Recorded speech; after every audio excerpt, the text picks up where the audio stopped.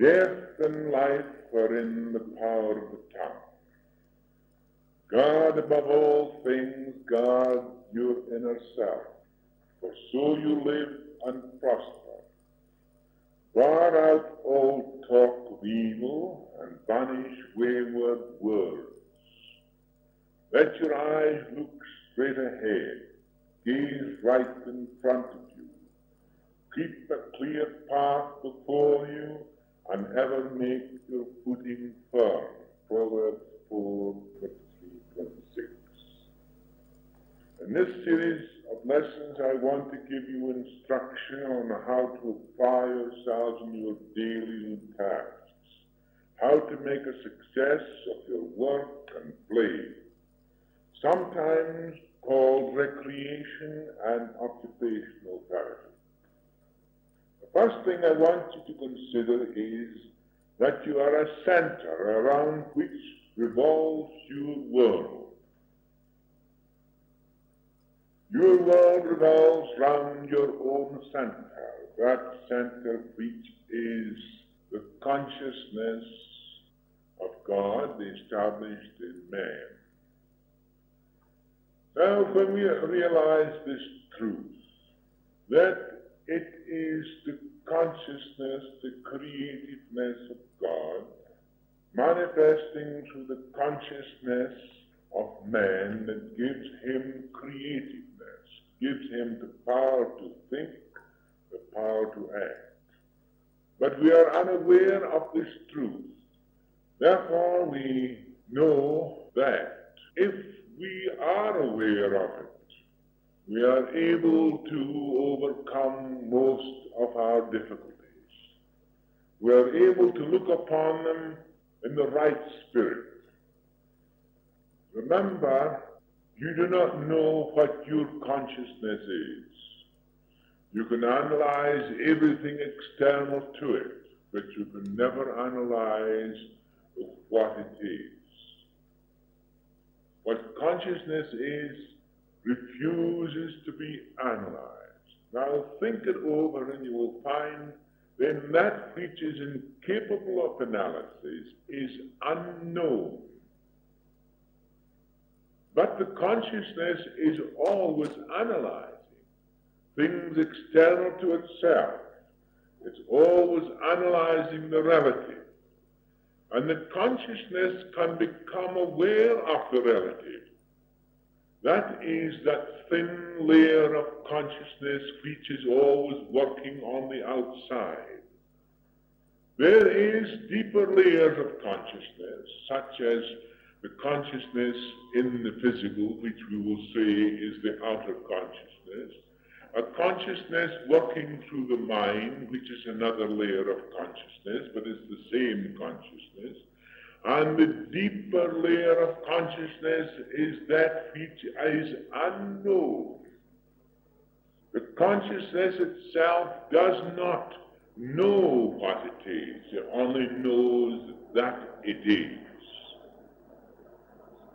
But if you can search deep enough through those layers of consciousness until you reach the deepest consciousness, then you will know what the Christ really is. It knows that he is the Son of God, the expression of the great infinite God. Therefore, it is this. You are a center around which your world revolves. And everything you discern is relative. If you are caught up in the relative, then the whole thing is that you are affected by it. But if you know it for what it is, and you can discern it, then it has no power over you. Therefore, the first thing I want you to consider is that you are a center around which your world revolves. The second is that you are also a center of influence and can and do influence others. And this is most important to remember when you use words to convey your thoughts. You influence others by your words. That's why the prophet says, guard above all things your inner self. Guard out all talk of evil and banish wayward words. Thirdly, that you are a center of consciousness with the power to think. You have already arrived at the conclusion that you are life independent of your body. We have seen that clearly and distinctly. Therefore, you are immortal and cannot be destroyed. This great truth only comes after you have realized your place in the scheme of things. Therefore, you have to think back. At the same time, you have to think out. To think back means to say that you think back through the layers of consciousness until you reach that which is unknown. When you think outwardly, you think out through the outer layers of consciousness into the relative world, and you begin to know all about it. Then you are not afraid of it. The Creator alone lives, and by His living in us we become invincible and cannot be injured, and this fact we have established in our consciousness through divine reasoning. We have seen that divine reasoning is one of the great pillars in our relaxation exercises. In our last course, we recognized that relaxation was one of the main things to enable us to get rid of our troubles by taking the tension off. The tension created by our reaction to things external to ourselves, our reaction to the relative world. We create those tensions. Those tensions are caught up through the muscles and affect the brain, affect the cerebellum, which then creates inhibitions and brings about what we know as our old habit patterns. Divine reasoning enables us with relaxation to overcome our difficulties. The last series of lessons was a very important one because it taught you how to relax. What I wish to bring before you in this first lesson is to learn to use words that convey the correct meaning. We are apt to use words that disturb our minds in our daily living and destroy our health and happiness.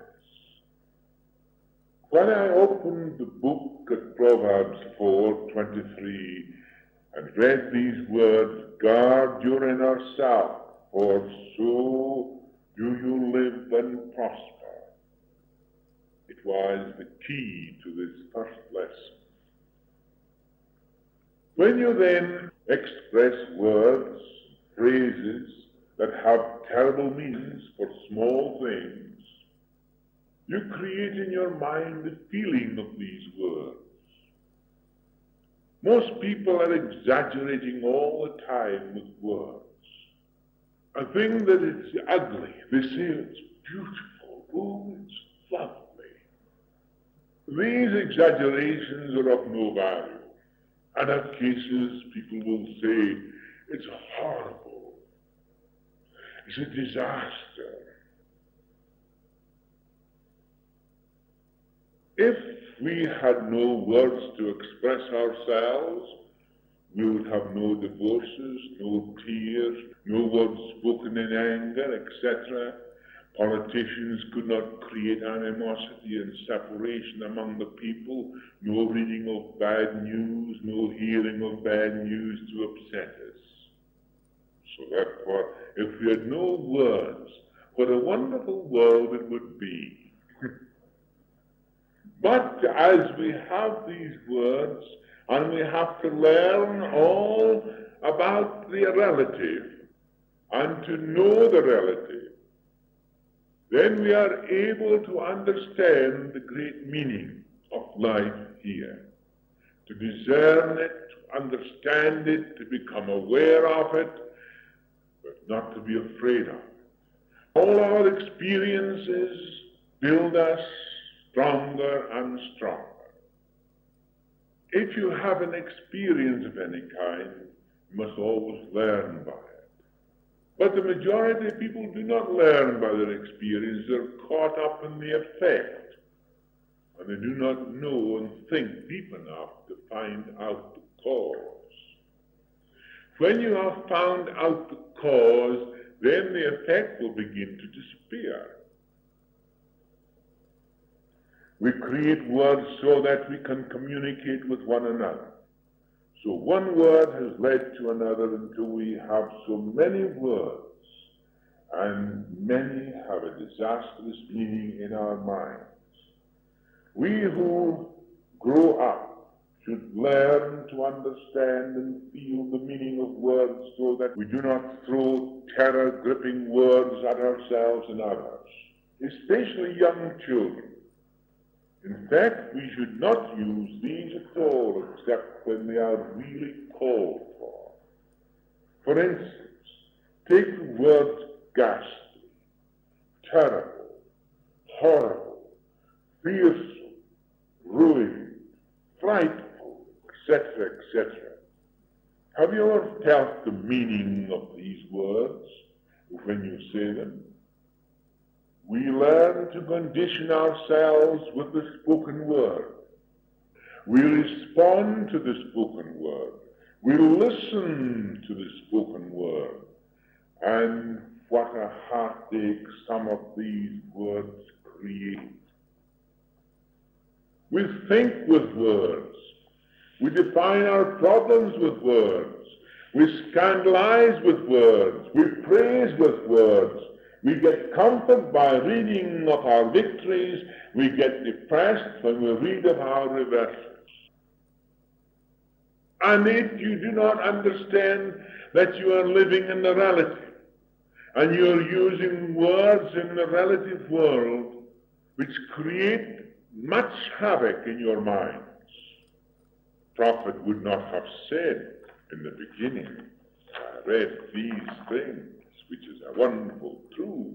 Guard your inner self, for so you live and prosper. Bar out all talk of evil and banish wayward words. The telephone, the radio, the screen, words organize our lives. We buy, we sell, we worry, we cry, we laugh because of words. Have you ever considered the great importance of words and the use of the proper words in your communication with relations, with your friends, your close family ties, with your business associates?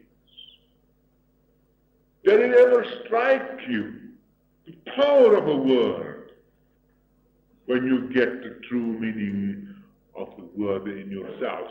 Then say some words. These horrible words, these terrifying, terror-gripping words. Express them and see what feeling you get from them. What are you going to do then with others? Are you going to cast them at other people? If you do not know how to use a surgeon's lance, you would do great damage. You would probably cut an artery, and the victim would bleed to death. If you use it upon yourself, you might inflict great damage. It's the same with words. Many a success and many a failure is a result of the use of words. By using the proper words, you increase your possibilities or you increase your limitations. The inner mind, the inner self, responds to the words you speak. The mind takes up the meaning of the word and becomes there established, bound in the mind. Many people say that they are totally ruined when they are not ruined at all.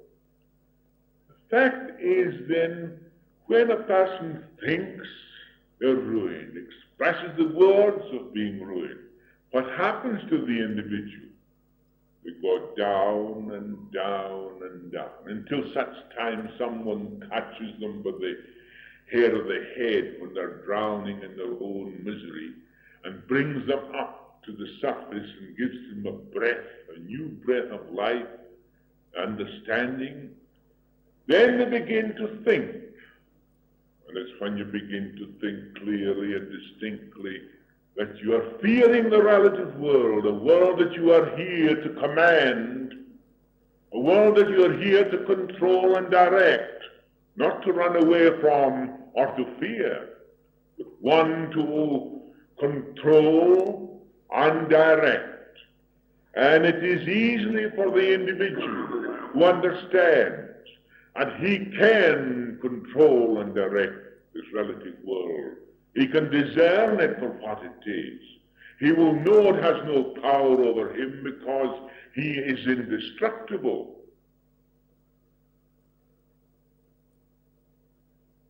Peace of mind is gained by the proper use of words. Take, for instance, hundreds of cases where many pleasant daydreams are spun round a fiancé, a position in life, a friend. When these daydreams are shattered, there's a feeling of frustration. When the go-ahead signal is turned to stop. These daydreams which you build up in our minds, and we find that they have completely haywire, as the saying is, there's a feeling of frustration. The words you use mean a great thing to you at this moment. Then the go-ahead signal in your life is turned to stop. Then the inhibitions begin. Here we have a collusion. The nervous stimulations now produce nervous inhibitions and send messages to the cerebellum, producing nervous symptoms such as fear, anxiety, nervous collapse, indigestion, and other disorders. Go-ahead signal turns to stop, and you are brought up with a round turn because you do not know the relative world for what it is. You do not think on every one of these things that happen to you as experiences. You think of them as disasters. You think of them as terrible, grueling, ruination, I'm done for. And all these other words rise into the mind, and you even give breath to them. Think of the most extraordinary thing that ever happened in your life. That is an experience that leads you on to greater things. A big organization doesn't employ a man who has had no experience. He looks for the individual who has had all the experience because he knows what he has already overcome. He will overcome more. How do these people generally interpret themselves to themselves in words? This is how it goes. I am ruined. Life is not worth living. I want to die. First thing is they can't die. It's another impossibility. Because death is but an illusion. I told you the story already about Jesus taking his 3 disciples up the mountain to pray. Peter, James, and John. And when he prayed, his consciousness was of the inner realm. He was able to think in the deeper layers of his consciousness, where all the power existed. And as he prayed, the whole of his being changed. His body, his clothing was transformed. Why? Transformed from the Son of Man to the Son of God. The power that oozed from him caused the disciples to fall asleep. But he awakened them. He touched their eyes and he says, "Awaken and see the glory of the Lord." And when they awakened, they saw two others there. And Peter said to Jesus, "Who are these two that are with us?" And Jesus said, "This is Moses and this is Elijah. I have brought you up here to show you the real world. For death is an illusion. In the world of shadows, in the world of ignorance, the world that you have belonged to is the world of ignorance, the world of illusion. This is the real world in which you really live. This is the world that I live in. This is my world. I am not of that world. I am of this world. And all who know this truth are of this world that Jesus talked about, the world that he belonged to, the eternal, existing life. Moses had passed 2,000 years before then. And Jesus must have known Moses and Elijah, otherwise he wouldn't have known them in the mount. And as they spoke to him, they told him of what was forthcoming. Then Peter said to the master, "Master, will I go down and bring 3 tents, one for you, one for Moses, and one for Elijah?" And the master said, "No." Peter did not realize yet the great significance of the master was really showing them what they had seen. Now we all belong to that world. That's the real world in which we exist. Much more real than this. Our roots are in that. The deeper layers of our consciousness exist there. And when we recognize that the deeper layer of our consciousness exists there, we know that this is a relative world, and we know then how to use, how to understand the relative world, how to act, how to control and direct it. Because that is why you are here. No one lives permanently in this world. I am not of this world. I am of the world that Jesus talked about. I am of that world. I am not of this world. And if you can think similarly, you will know that you are not of this world. Call no man your father on earth, for one is your Father who is in heaven. But when people come up against those things, which they dreamed about, the things that they wanted, and their dreams are not fulfilled, then there is frustration. And they then say these words, "I am ruined. Life is not worth living. I am a failure. I'm too old. I can never start again. I will never trust another person, man, woman, or child." So the words pile up like mountains and stand before them as a means of frustration. Surely you can see the common sense of this thing that I'm showing. But I know that you have never thought of it before. That's why I'm making it plain to you, so that you can overcome the relative by choosing the right words. I remember a man who lost $6 million, yet he had another $6 million in the bank. But he said he was ruined, so I tried to blow his brains out. Would you blow your brains out if you had $6 million in the bank? I wouldn't. The whole thing was this, that his whole mind was on the things that he lost, the things that he lacked, not on the things that he had. Count your blessings one by one. That's a good remedy out of a lot of your troubles. What does the word ruin mean? It means damage beyond repair and use. It is a word that has made many a person commit suicide. A person may lose a job, may lose a special friend, or lose some money. Why must people pick on such terror-gripping words for such little things?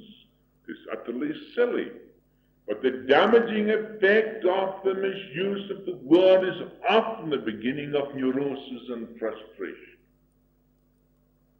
This is a good exercise for anyone. Ask yourself, what do you mean when you say, I'm ruined?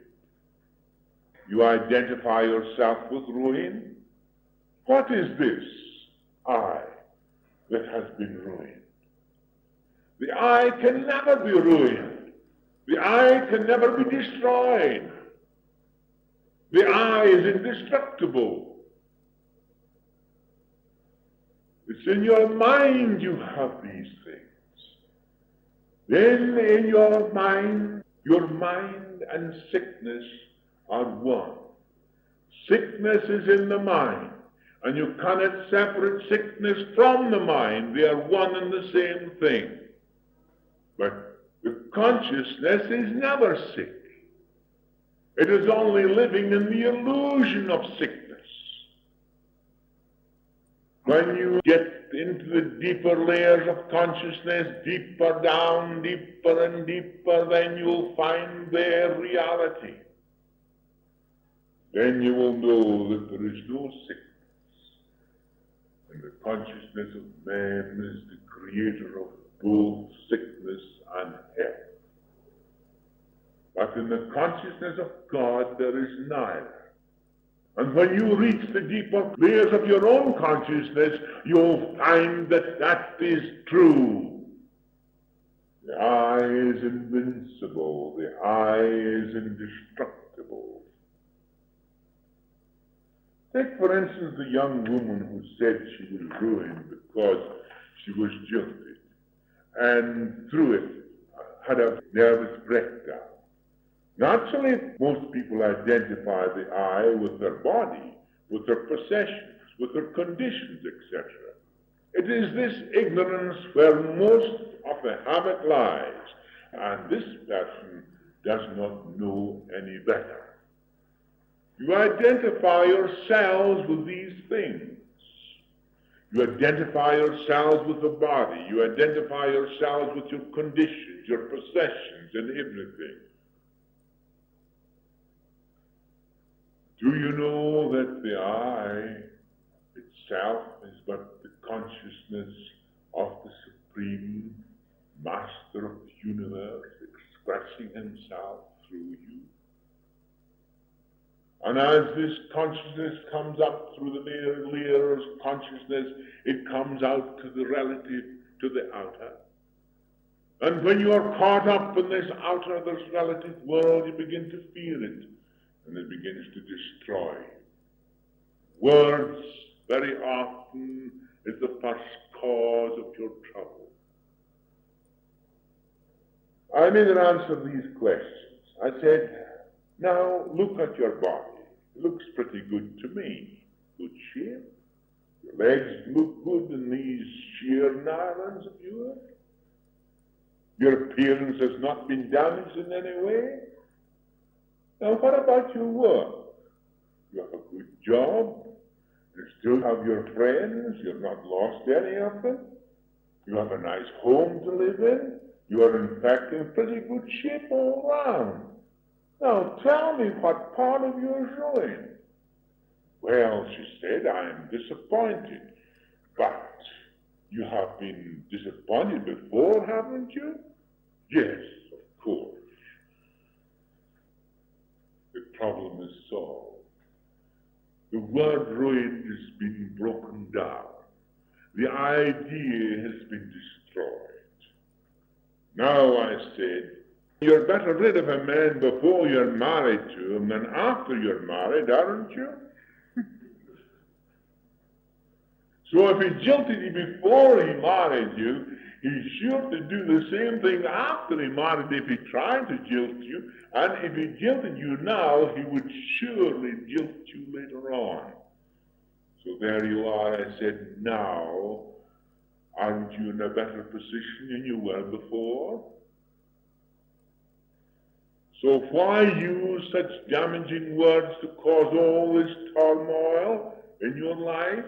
From that moment she began to get well. She's now married happily and has a lovely family of twins. So you see, here we have the whole thing. Where was she ruined? I don't see any ruin about that, do you? Words, words, words. Do you realize the importance of them in your life? Using words to describe a situation accurately is more than half the battle to overcome your nervous tensions and habit patterns and leads to victorious adjustments. Describe your situation accurately. Think deeply, not only in the superficial surface of your consciousness, on that thin layer of consciousness which we're dealing with the relative world and which most of people live. Ask yourselves now this question: what layer of consciousness do you live in? Find out in your own mind surely now what layer of consciousness you live in. The art of practical thinking is using the right words to accurately state your problem. If you do not know the way to a particular place, you use a map to show you the way. Use words in a similar way, and they will be your map to show you the way. You can save wear and tear on your nerves by doing this in the little things as well as the big things. In fact, the small things to most people are very much more than the big things. Most people are filled with so many small emotions, all battling against one another.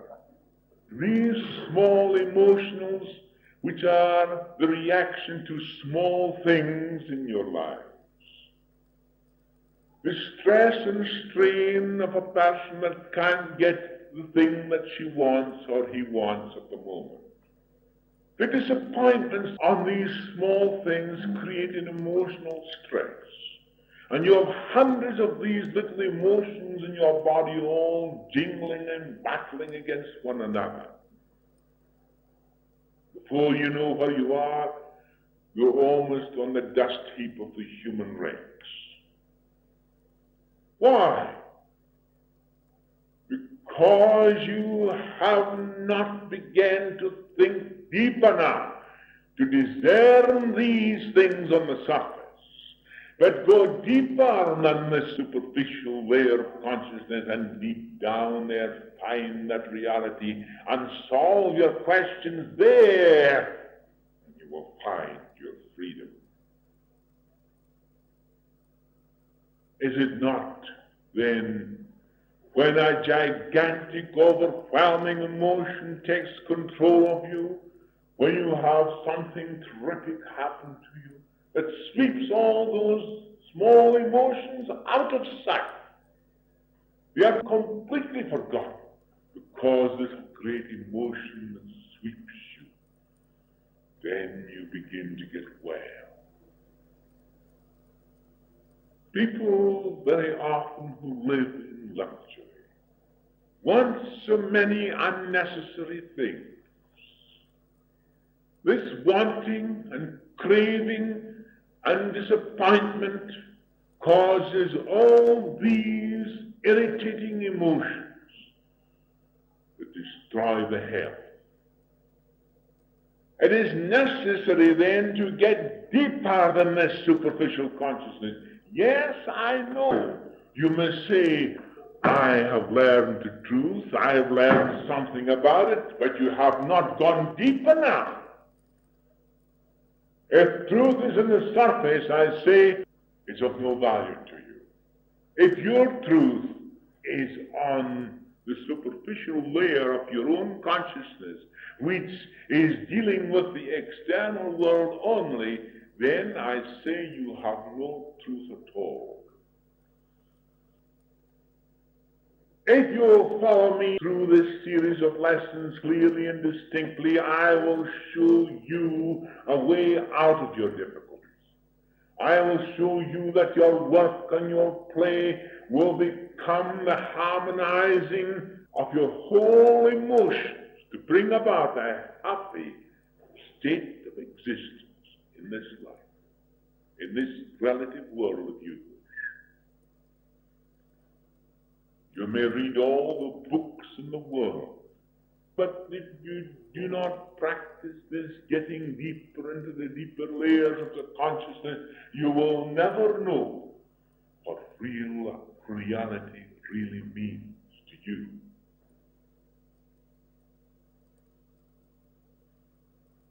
A man who uses a cuss word because someone cuts in front of him when he's driving his car may catch up with him, push him onto the curb and pick a fight and get a black eye into the bargain.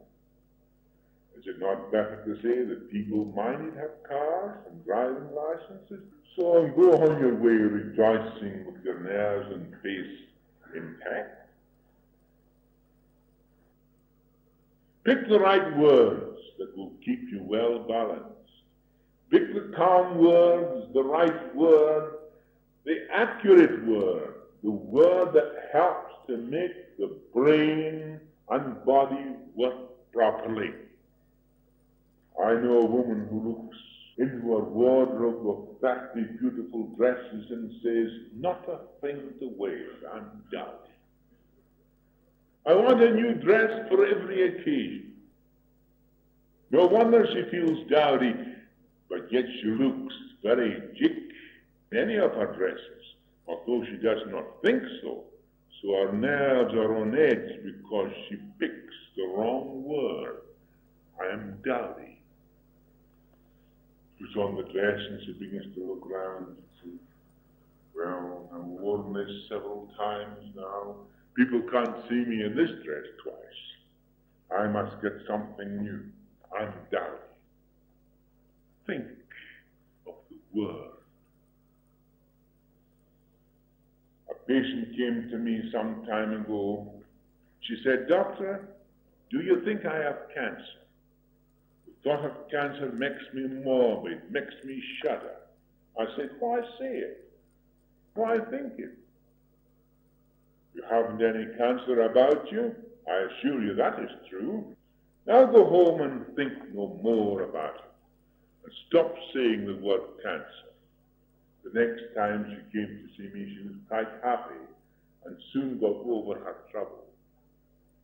Choose your words with skill, for some are like dynamite. They blow up in your face. Therefore caution and skill is necessary. Learn more about words and how to use them for your health and well-being, as well as the health, well-being of others whom you contact, greatly depends upon this. Always remember the proper use of words is essential to your health and happiness. What a wonderful thing the prophet says. And the more I read this, the more I know that the prophet had understood that what he said here is nothing more than 20th century language. It's telling you, helping you not to have ulcerated stomachs, palpitation of the heart, skin troubles, and all the other things that people suffer from because of our emotional stresses created by the words we say. The words we attach to little things of no consequence. So it says, guard above all things your inner self, for so you live and prosper. Bar out all talk of evil and banish wayward words. The purpose of these lessons is to show you how to apply yourself in your daily living, to point out the things which make and mar your health and happiness and success, to show you how to control and direct all things intelligently and wisely. Therefore, this lesson on words is of great importance, and you must think deeply about it. Do not just skim the surface, please. Think about this now. When you go home tonight, think deeply about it. Most people do not realize the power of the spoken word. Words are like music when spoken wisely. They create beauty and rhythm and charm the mind. Then let us learn to build the words that bring to us the secrets of the heart of God. For they are a joy to the ears and bring health, happiness, and abundance. In the beginning was the Word, and the Word was with God, and the Word was God. Don't you see what I mean now? You can use words to build, construct a strong mind, an intelligent mind.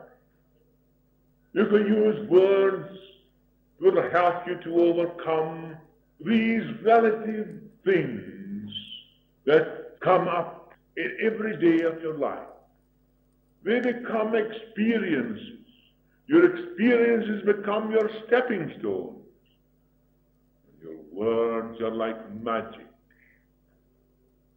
These words are magic to me. I know they are magic. In the beginning was the Word, and the Word was with God, and the Word was God. And that Word was God. And that Word was made flesh. There is the deeper layer of consciousness. In inspiration, there is two elements. We know perfectly well that all the various books of the Bible were written by men. Two elements were in the writing of those books. What were those two elements? The human and the divine. According to the element that was greater, so is the inspiration. If the divine was greater, then there was more inspiration. If the human was greater, then there was less inspiration. If the layer of consciousness was opened into its deeper self, then you will find the divine rising to the surface. But if the individual who was writing and his layer of consciousness was on the surface, then he would have no inspiration. That is the great and wonderful truth that I want to show. And people do not think. People are so caught up in the fact that the Bible itself was written by God, that God came down and wrote every one of those words in the Bible, and every one of them are true. You've only got to read some of the Old Testament and see all the devil there in man. God never said to Saul, go out and kill this and kill these people and destroy these people. That was the human element in the individual that was speaking, not the divine element at all. When we come to the teachings of the Master, there we see the deeper layer of consciousness open wide, where he recognizes himself as the Son of God. Call no man your father on earth, for one is your Father who is in heaven. Be ye perfect as your Father in heaven is perfect. What a wonderful thing it is to understand the true nature of the prophets. To see the great prophet, the past Moses, looking down the centuries, seeing and saying in his own words, O Lord, will thou raise up a prophet like unto me? It was revealed unto Moses what would take place. He was a great seer. When Jesus came 2,000 years afterwards, he knew that he was the prophet that Moses spoke of. And when we understand Moses, we understand Jesus. But we see that Jesus has taken the truth further, great deal further into the unity of mankind, the brotherhood of man and the fatherhood of God. There was true inspiration. How did he get it? Not by living on the surface, but by going into the quiet places and praying, deep contemplation and meditation.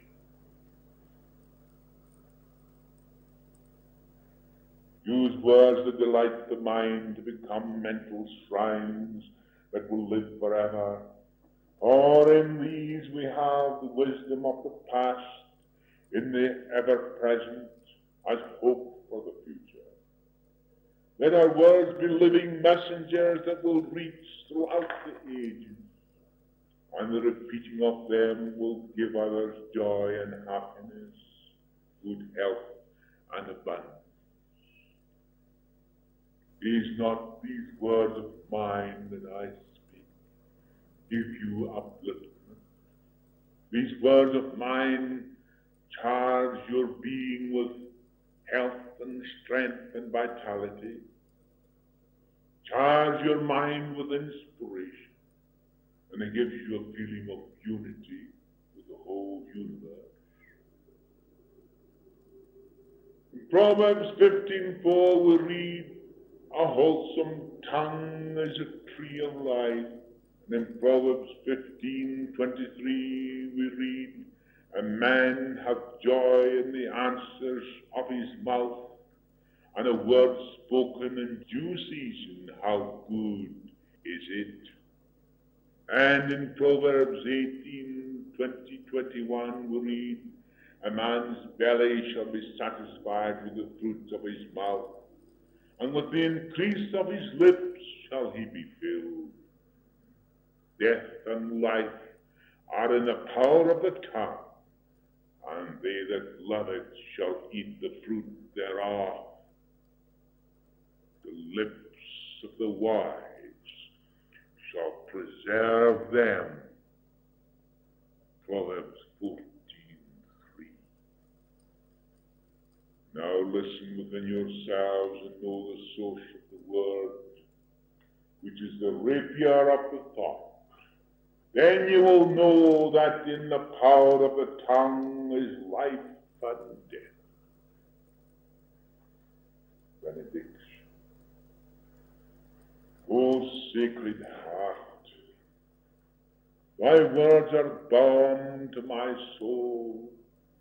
I listened while the waves beat upon the shore, and in them I heard thy voice calling to me. O dearly beloved, let my words be molded in thy bosom, so that only love shall be carried on their wings. I should speak, let me hear thee first, O beloved. Then my words shall be as music to the ear. O divine mother of mine, when I utter thy name, I think of the lotus flower in all its beauty and fragrance. Teach me, divine mother, to speak the right word always, so that they may spread joy and happiness everywhere, forever and ever. Divine Mother